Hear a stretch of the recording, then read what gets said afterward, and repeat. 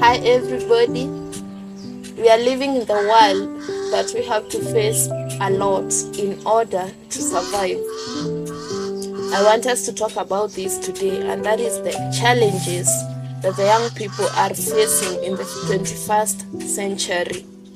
And today I'm so happy to be joined by a friend. His name is Laurent, and I believe he have a lot to offer in this conversation. Hi Laurent. Hi, So do you think it's easy to survive as a young person in Kenya? in the 21st century. Okay. I think that it's not easy to survive in Kenya right now as a young person.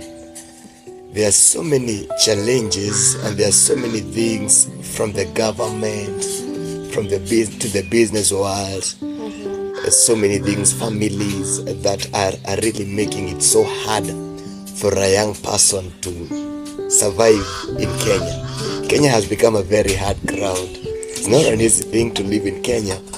In fact, I saw that conversation from our brothers and sisters from Tanzania where the pastor was saying that a class, I can't remember, I think he was talking about a class 8 student in Kenya is like a form 6 student in Tanzania. Oh my God. And you know, sometimes what makes people to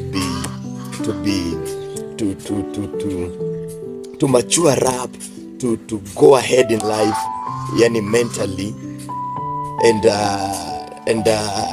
it is the challenges in a way mold people. Yeah, sure. So in Kenya, I think the challenges that young people have gone through have made them to really go ahead of time, really advance more than their age is supposed to be, you see. So my opinion as Laurent, it's not easy to survive in Kenya as a young person right now. My opinion is that it's not, leave alone surviving, even living in Kenya right now, it's not easy. It's just not easy. We are really struggling to live in Kenya. There's so many struggles. You can ask, you are a comrade. Yeah. You should tell us more about. Bana tunainama, like it's hard. It's not easy at all. Unainamanga? Mimi wazazi wanaona wazazi wanaona hapo sitaguzia, lakini it's not easy. Yeah, it's not easy. Yeah, sure. Now, what do you think are those challenges that the young people are facing currently?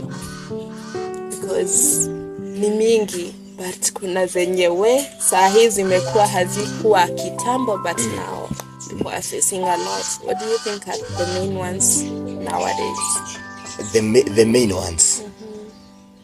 Because there are so many challenges. There are so many. There's so many. Right, beginning from joblessness. There are no jobs in Kenya. So it's even becoming discouraging to the comrades and to the students, because they're like, I'm in campus, I'm studying, but after the school, where am I going? After I'm done with campus, will I get the job? Unaenda unaitishwa 5 years experience and you have just graduated. It's really hard. You see. So the joblessness is one of the things that is a really high. It's one of the major challenges, because you see, when a young person is not able to sustain himself or herself, then that is where these other issues will come from. Issues like crime, issues to do with drug and substance abuse. You see, they will come from a place from a person being idle and not having something to do, and you still have needs. Yeah, you still have to survive. You still have to survive. You still have to eat. You still have to dress up. You still need a roof over your head. So I think joblessness right now is one of the major things affecting the young people, affecting the young generation in this 21st century, and especially in Kenya. There are no jobs. And then the government is not doing anything about it. It's disheartening when there are no jobs, and the main agendas that the government is pushing they are not in the interest. They are not for the interest of the young people. They are not for the interest of creating these job opportunities for young people. You see, if the government will do something on these, then I think many of these other issues that the young people are going through would not be on the rise as they are right now.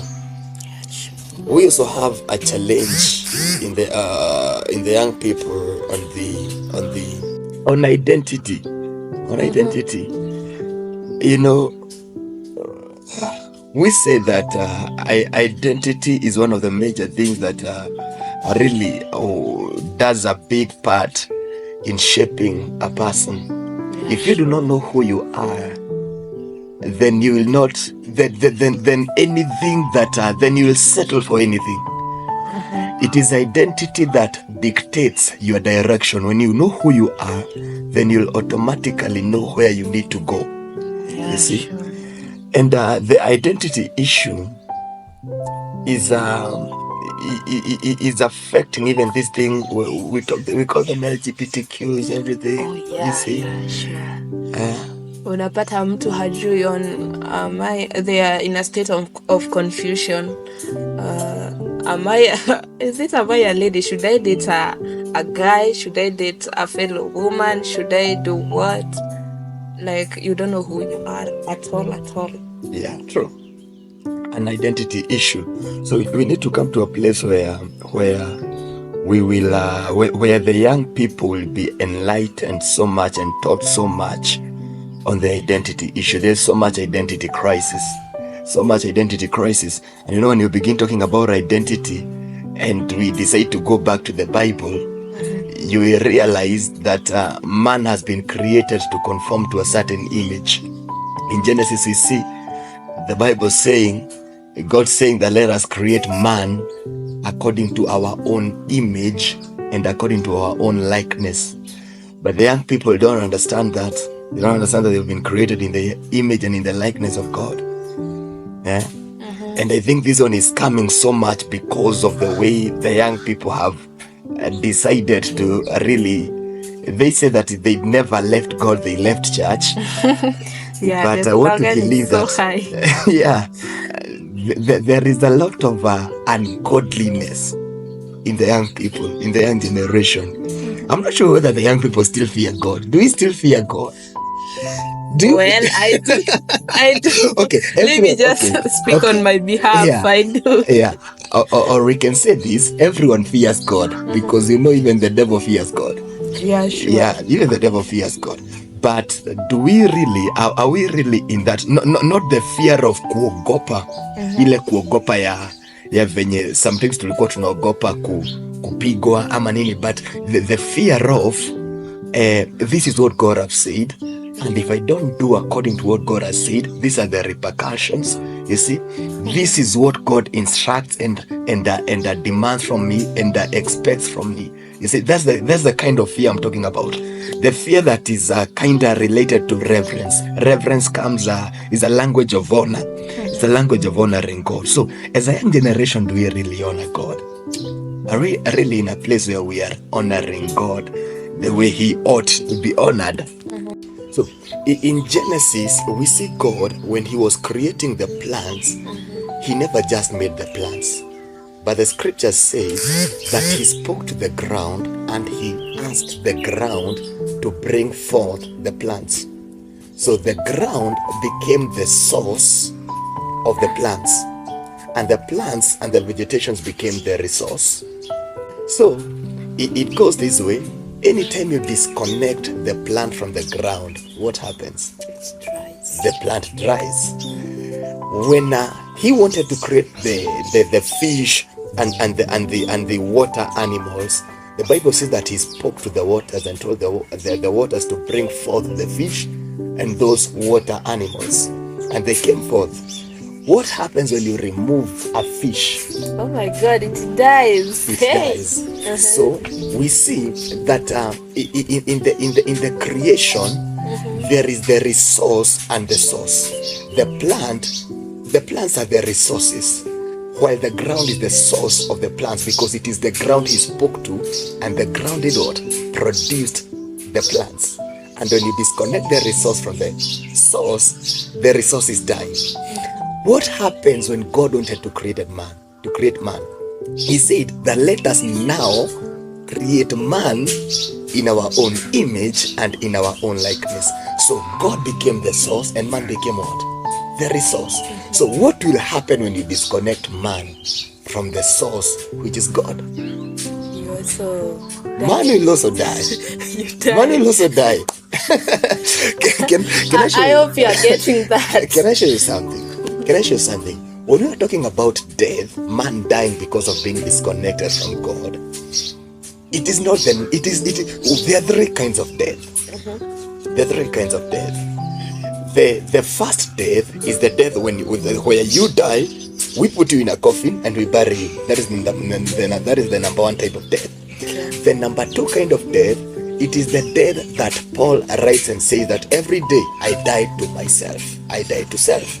It is the killing of flesh. I believe you've heard about killing your flesh.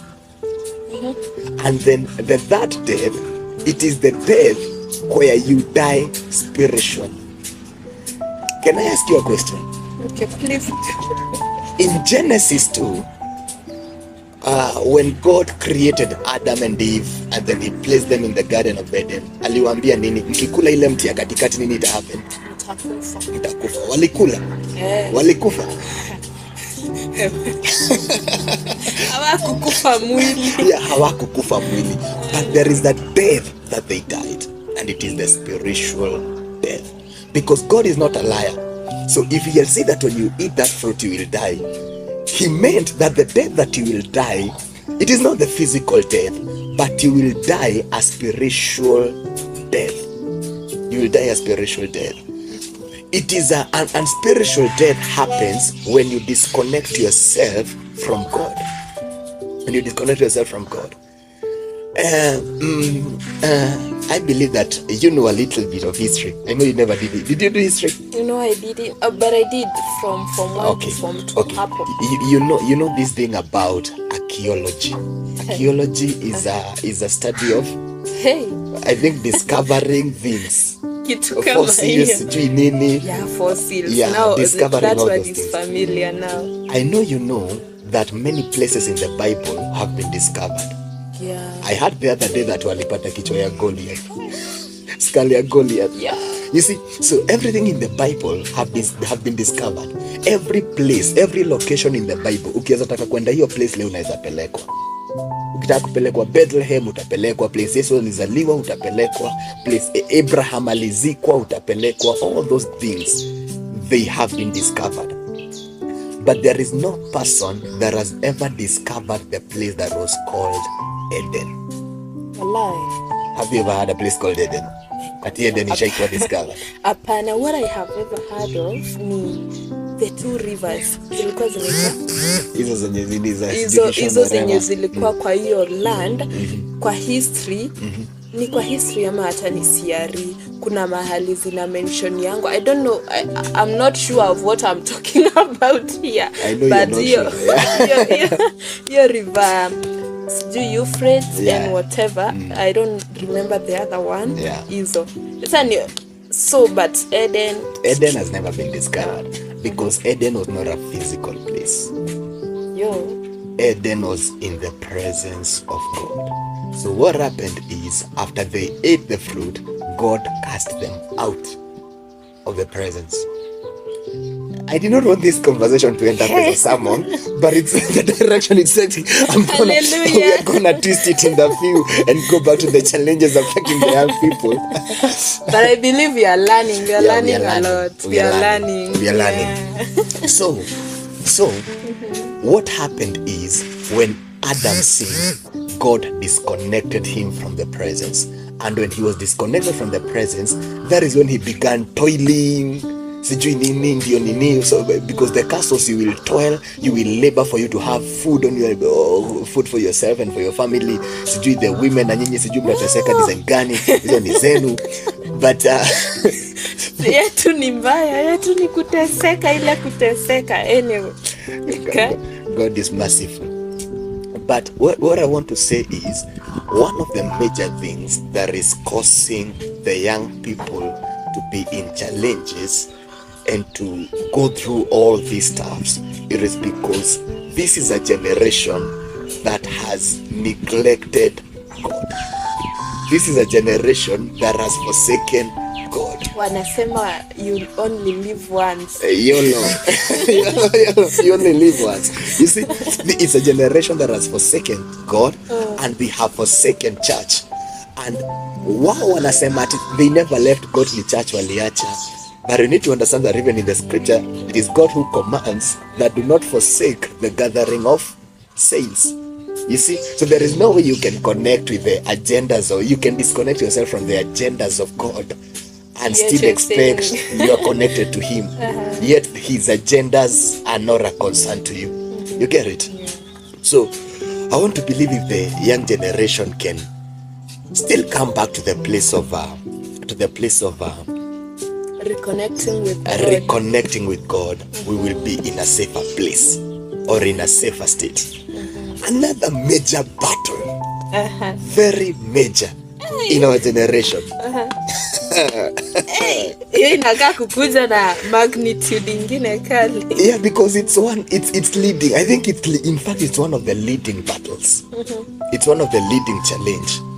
It is the challenge and the battle of morality.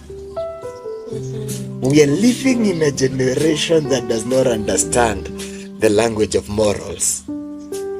The young generation, you people. As people. This man is young. But one of the major things that is affecting the young generation, it's morals. We are so, how do I put it? Our morality, yani, attend. I don't know whether you have attended. No, usiniulize mimi nilienda lini. Acha nisikie kwenye unaendanga, acha nisikie. In the clubs these days, especially the weekends from around Fridays to Monday mornings, who are the people wenye wamejaza clubs? Men? Ni Gen Z. Unapata tu mtu mdogo tu miaka 19 years all the way to around 29 years. They are the people that are filling the clubs these days. Doing all manner of stuff. It's absurd right now because in the past, especially girls, I'm not sure, I've not read history vizuri nikajua ni kama pia men ilikuwa the same thing, but women are really valued and treasured their virginity, and they were keeping it for their husbands. Yeah, sure. But in your generation, are you keeping the virginity for your husbands, or what is happening? Audience mnaulizwa. Yeah, audience. Are you keeping your virginity, especially ladies? I don't know, men. Are you keeping it for your husbands? But even men wanafaa keep it for their wives. It should be two-way thing. Yeah. Tukiwawekea mnatuwekea. Tunawawekea pia. Tunawawekea. Be rest assured of that. So we are in a time where in the past, when a lady before marriage ange lose her virginity, ilikuwa weird. Actually, in some communities, it was a taboo. It was a taboo. It was wrong. And the punishment was you could be married to a very old man. For real? Yeah. Tulisoma CRE. I don't know, something of sort, but it was a taboo. Well, Okay, hapo taboo najua ilikuwa taboo, lakini sikuwa najua kama ungepeana kwa mzai. But you had to face a punishment. Okay. But right now, in our current in the current life that you're living right now, it is not a big deal. In fact, nilisikia mna reset default, mna settings default reset 31st December. So hesabu body counts of the previous years. Ikifika 31st mnarudi zero, ni nil. eti hakuna kuhesabu body counts za miaka yenye imepita. That is the level, our listeners and the ones that are watching us, that is the level that we are, that is the state that we are in as a generation. That the young people, that the things they fear so much, the thing that we are fearing so much. Okay, let me also put myself in that bracket. Thank you. Now we are together. Thank you. The things that you Gen Zs, the main thing that you people are fearing so much, it is not even sicknesses and the soul ties. You are so much fearing pregnancy more than any other thing. And according to a research that was done, that the usage of P2 has really gone on a very high rise for the watchers and for the millennials and the baby boomers that are watching here. P2s are those tablets that women use when they have had unprotected sex and they don't want to get pregnant. So they swallow those P2s, those tablets. Caution. So that they don't get pregnant. Caution on that. If at all you are using those things, nasikianga, you are supposed only to use 2 per year. So if at all unatumianga mingi, hapo kidogo, hapo jiangalie. What happens with P2s is that when they were being manufactured for the first time, hazikuwa zimekuwa manufactured because of to like act as pills za avoid pregnancy.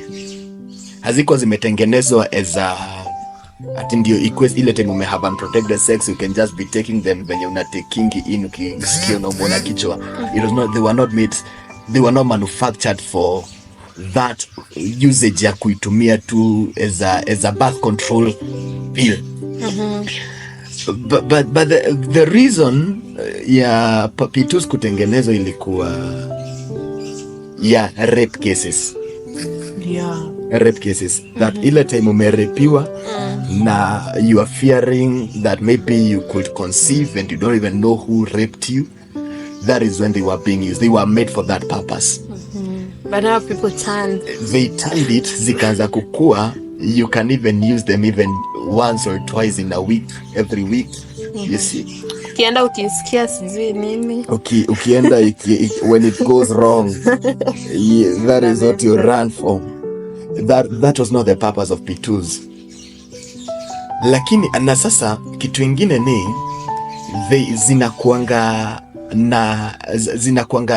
they bring in balance. They bring hizo vitu zinaitangwa nini? Hormonal imbalance.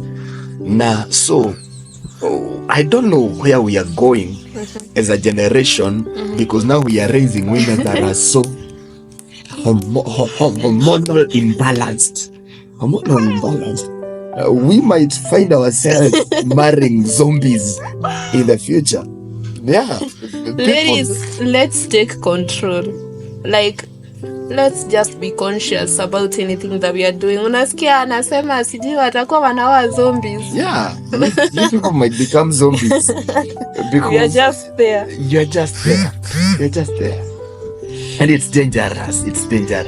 What if we just come to a place of loving ourselves? As a woman, just love yourself. Just love yourself. Tujipende. Wanawake tujipende. Like, let it be our duty kujipenda tu. Ukijipenda kuna vitu huwezi fanya even your body. Ukijua the madhara na you see nowadays we are talking about the effect of things openly. Huwezi sema ati I didn't know. Another battle or another challenge that we are having as young people, ni ati the young people nowadays don't love work. I don't know whether you know that. Ni kukosa kupenda kazi kama ni kazi. Kuna wenye wanakosa kazi na bado kuna a category of people that just don't love work. or their attitude towards work is not a very good attitude. So negative, yeah. Yeah, so negative. And you need to understand that in life, you cannot succeed without work. Yeah, sure. One of the principles of success is work. You must love work. And it's either you are working hard or you're working smart. There are people who will work hard, and there are people who will work smart, and there are people who will work both hard and both smart. Yeah. But all in all, for a generation to succeed, then the generation must love work. Yeah. Whether you're working smart, whether you're working hard, you just love work. You just love work. Have something that you're doing with your own hands. And I believe the Bible says that God blesses the works of our hands. Yeah, and it also says that kazi asikule. Nilikuwa natafuta hiyo scripture, mwenye afanyi kazi anyue chakula. So love work. Yeah. Tupende kazi. Yeah. So okay, those are the challenges we are facing. There's so many. There's so many. It's only that I want to leave points zingine za tupate second time. Na watuandikia hapo challenges yenye una feel like bana you needed to even address it. I know you are facing a lot, so tafadhali put a comment hapo. Yeah. Put it down and then we will see what next. Yeah. So, do you think that the young people are in good mental health, having gone through those challenges, those things? Do you think they are still in good mental health state? I don't think. I know. Yeah. I don't think. Okay. I don't think that the young people are going through some mental crisis. You already know they are going through it. You know, I'm young and I'm already in a crisis mentally. Oh. Guys, pray for me. I'm also in a mental crisis. But you need to know when after all the challenges that we've talked about, the challenges that we've discussed, they cannot leave people normal. Yeah, sure. They cannot leave people normal. The young generation right now is battling depression. The depression is on a very high rise. Very high rise. There is anxiety. A lot of anxiety. You know, anxiety is the state of being worried. The generation, as young people, we are worried about what is going to happen to us. We know we are young. We have ambitions. We have goals. We have desires. Kwanza kuna hii ni getting rich at 20 ama ni inaambiango aje being stable at 20, hiyo inatusumbua sana. Inasumbua. And then we have the social media that is also giving us a lot of pressure. Hey, yeah. You see? So there are so many things, there are so many pressures. Okay, in life kuna kwanga na pressures that zenye mse hupitia. Pressure ya kwanza inakuanga personal pressure. Pressure ya mimi kama Laurent. I want to live this kind of life. I have these goals, I have these dreams, I have these ambitions, and this is where I want to get in the near future. This is what I am working towards. And when I'm in a place or in an environment that is not giving me hope of achieving all this, of course I'll get depressed. Of course I will have anxiety. Yeah. Of course I will be troubled in my mind. You see, it's a personal pressure. My goals, my life. I want to build a family. There are things I want to do. I want to drive. I want to dress well. I want to live in a nice house. You see, yet I don't have money. And there is no hope. You see, there is no hope. Because when you look around, the government does not think about you. You see, there are so many things. Yourself, you are the hope ya wazazi wako. Now, the second pressure that every person will always experience is the family pressure. Familia wanapiganga wase pressure vibaya. You see, familia inakwanga imekuwekea expectations, so sometimes even when you are doing your things, uko zile za your mother, you don't want to fail your mother, you don't want to fail your father, you don't want to fail your siblings. You see, and that will give you pressure.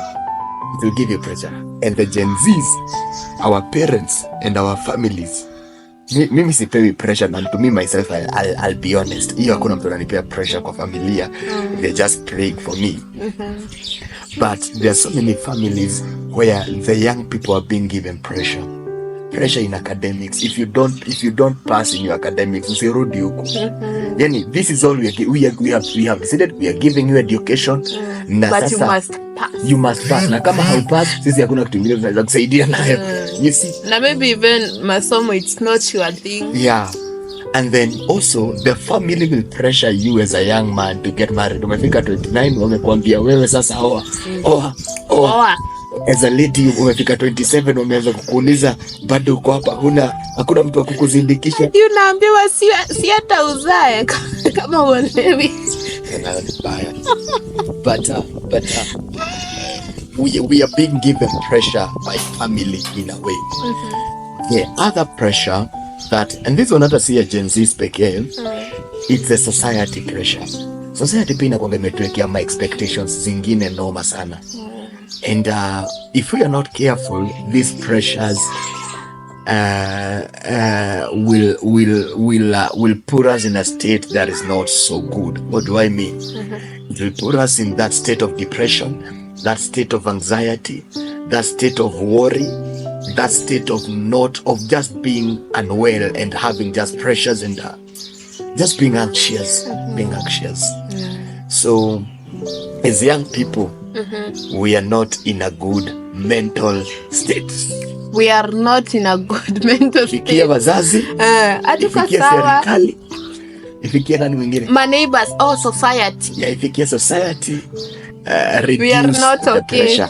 Reduce the pressure. Because sometimes you society, you families, you are the ones that are giving us the pressure. And you know, like now this other one is social media, you know, ni society.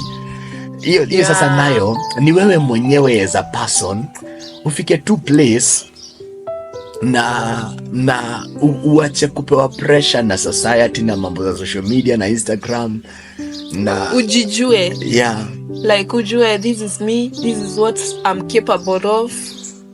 Ukwe driven by your goals, not other people's goals. Yeah. I guess that's what can reduce social media pressure.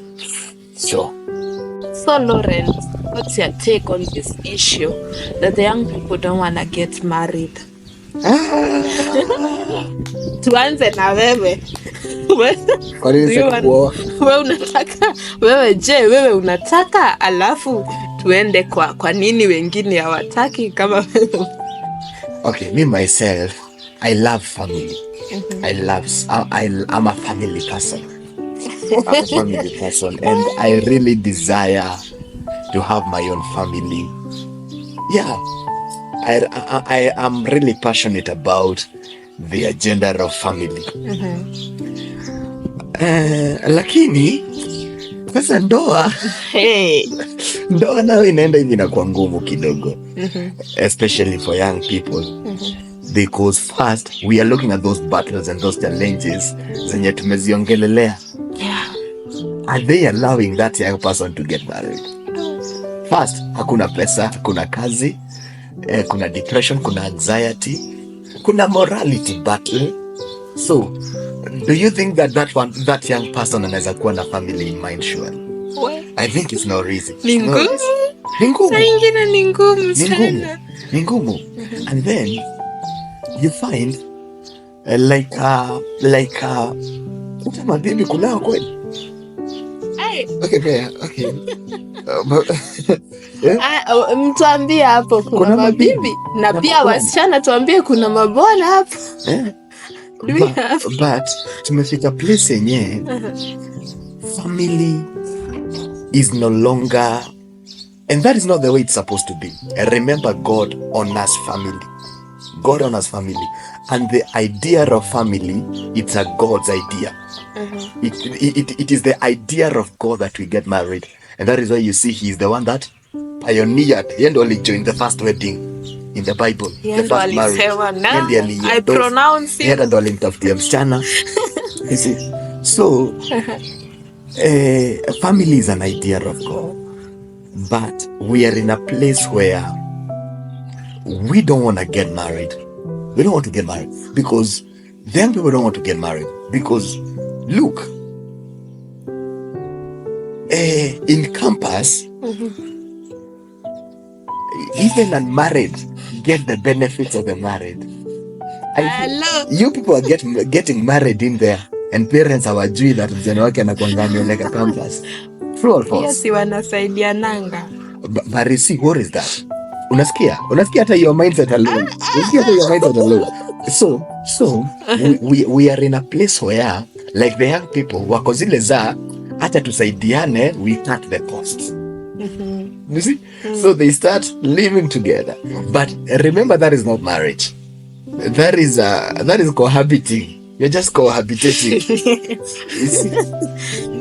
Because and then marriage ikakosa, tukafanya marriage ikakosa essence yake. The real meaning because of it. The generation, the young people are just having sex anyhowly. You see, they are they fear pregnancy. They don't want to get pregnant. You see, and then let me see.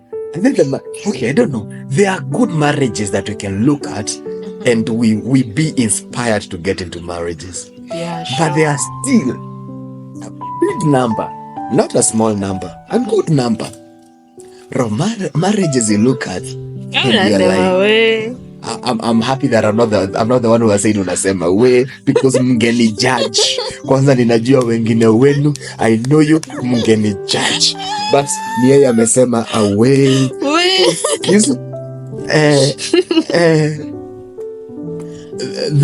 And then I was talking to a certain friend of mine.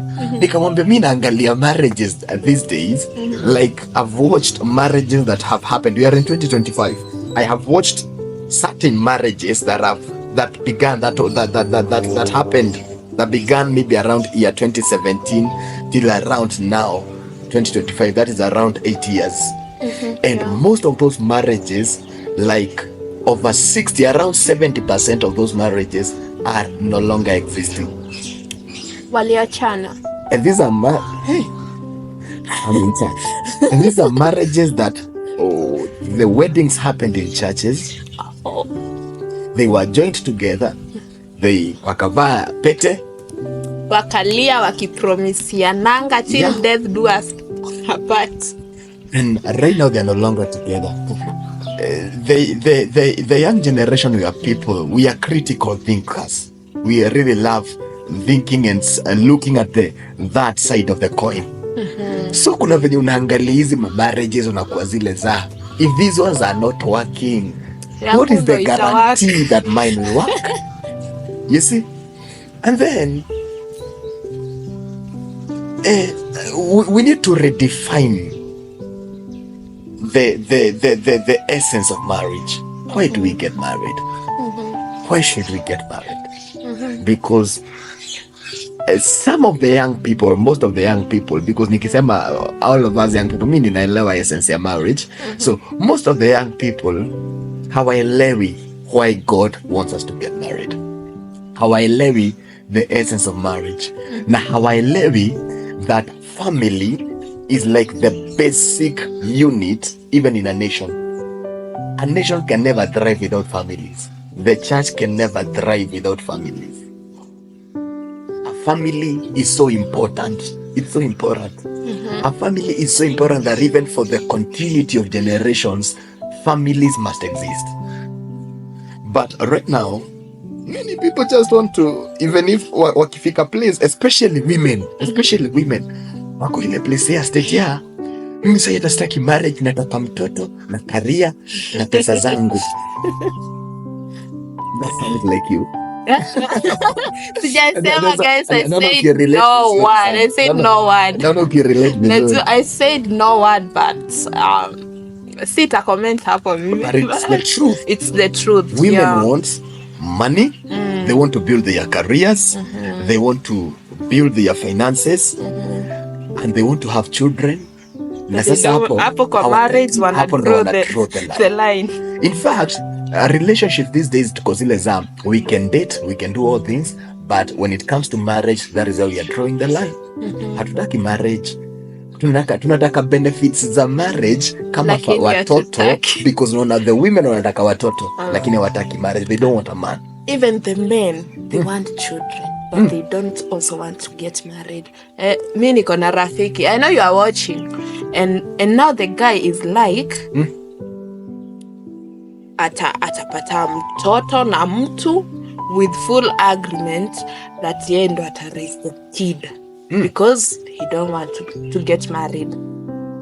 But do you think now when we go to that direction, sasa tukiendelea hivyo, we are raising children in broken families? Yeah, sure. What are we putting in their minds and in their hearts? Is that the intention and the idea of God, that children be raised in broken families where the child sees the father once in a year? So this thing of broken families,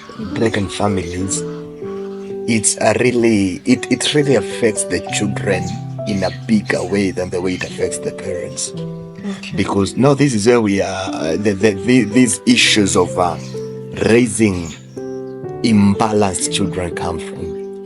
Because you cannot compare, okay, God helps people, but a child that has been raised by both the father and the mother cannot be the same as the one that has been raised by the father alone or the mother alone. In a child's life, the input of the father is required and the input of the mother is also important and it's also required.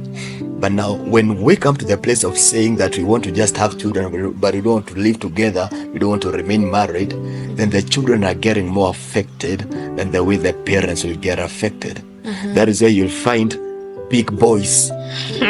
Big boys that are so attached to women. They love women because all they've seen is women all their lives. Maybe the boy was raised by the mother and the sisters were present. He was maybe the only boy. So he never saw the father figure in the house. He never heard the voice of a man in the house. So when they come out here, unasikia na kusalimia na zile, you see, those weird stuff.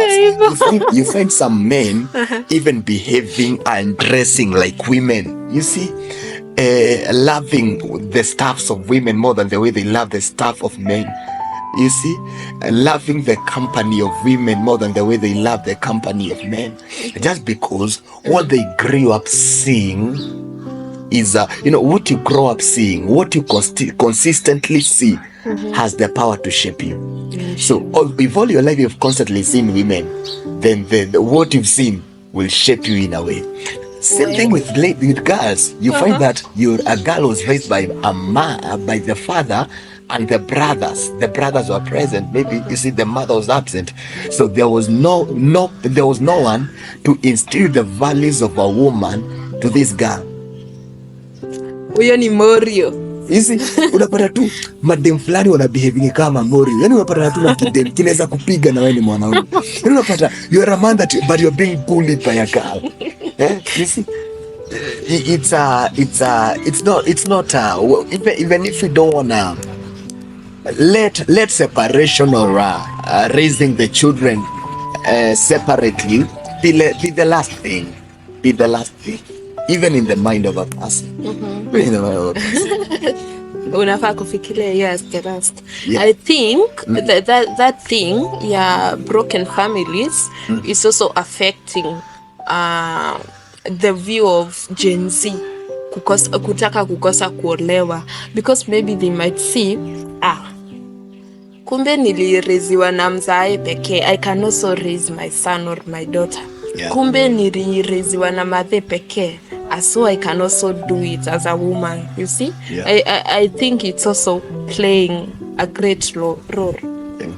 True. And sometimes it goes even to the extent of hating the other gender.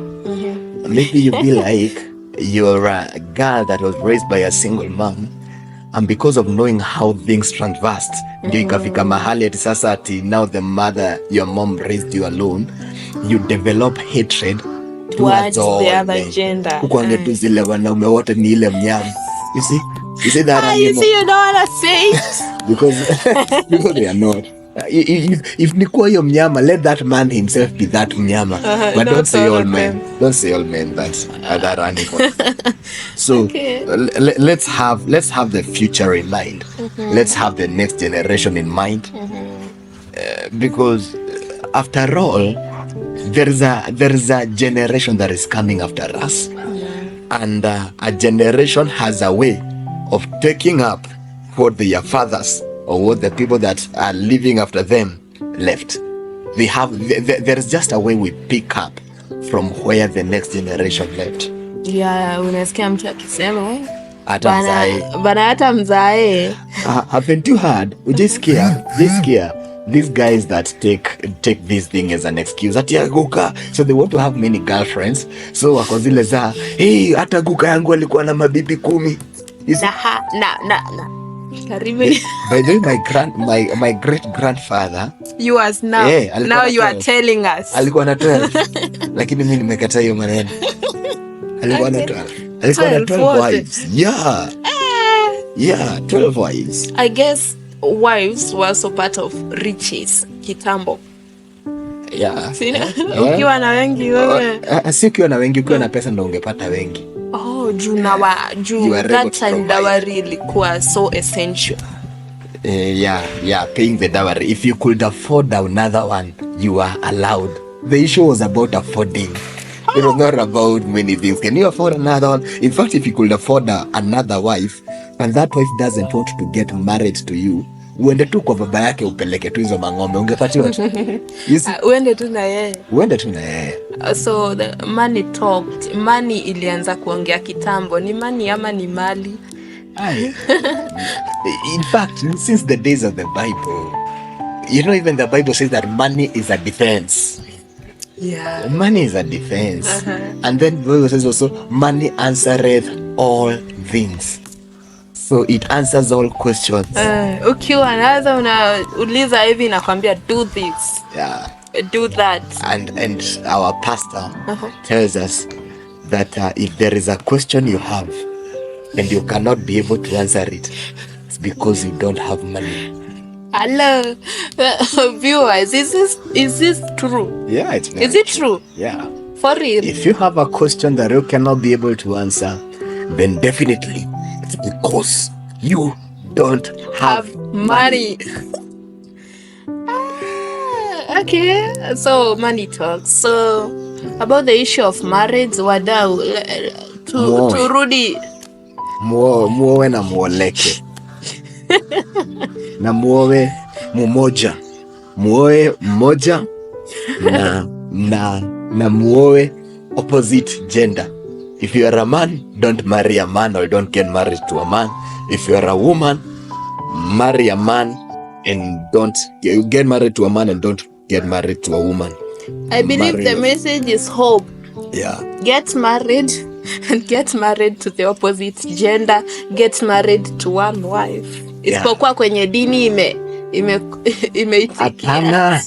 Una dini. Ya dini gani? Are you a Christian? Okay. Now we are coming to the end, but Laurent. Yes. Do you think there is solutions to the problems that the Gen Zs are facing, the young people are facing nowadays? Every problem on the face of the earth has its own solution. There is no problem that comes that doesn't have a solution. So I believe that even to the challenges that the young people are facing right now in the 21st century, I believe there is still solution. There are still many solutions, and there is hope for our generation. Yeah, sure. And one thing that I strongly believe, it's something that I had mentioned as we were beginning. the major or the greatest solution that our generation that will save our generation is a reconnecting to God. Yeah, sure. Because as I said, that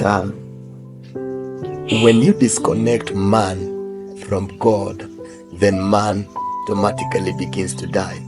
And I believe we established that there are several kinds of deaths. Yeah, sure. And life is more spiritual than it is physically. So if you die spiritually, then the spiritual death will affect your physical life. Yeah, sure. So many young people are in this state of spiritual death, and it's the spiritual death that is affecting their physical lives. So if we would come to the place of reconnecting to God as young people, then that is where our life will begin again. The same way a plant cannot survive outside the soil or outside the ground, it is the same way that man cannot survive outside God. Yeah. The same way a fish cannot survive outside the water, it's the same way that a person cannot survive outside God. These many challenges are as a result of a reconnection, disconnection from God.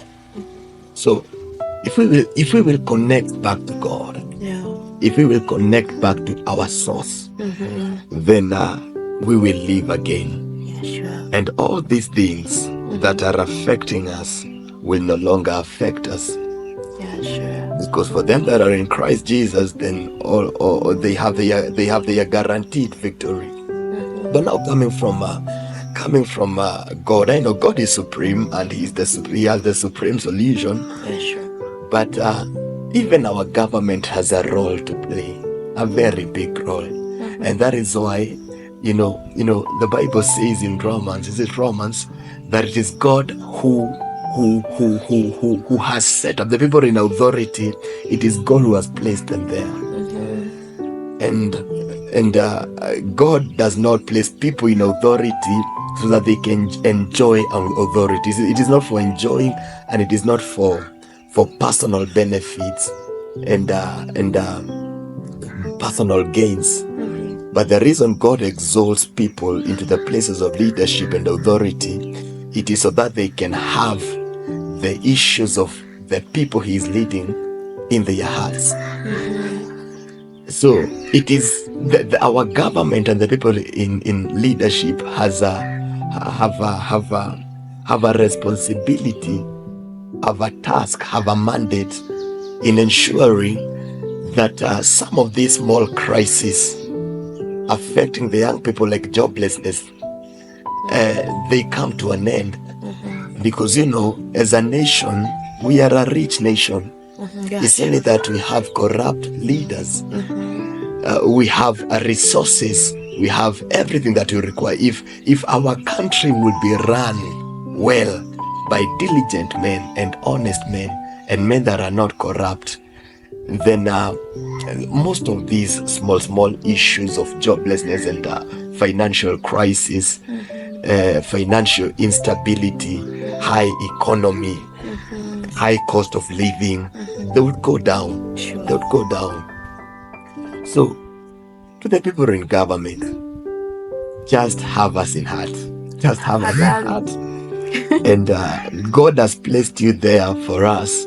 One day in the Bible, a man by the name of, Mordecai tells Esther that the reason God has placed you in that position of being the queen, it is because of a time like now.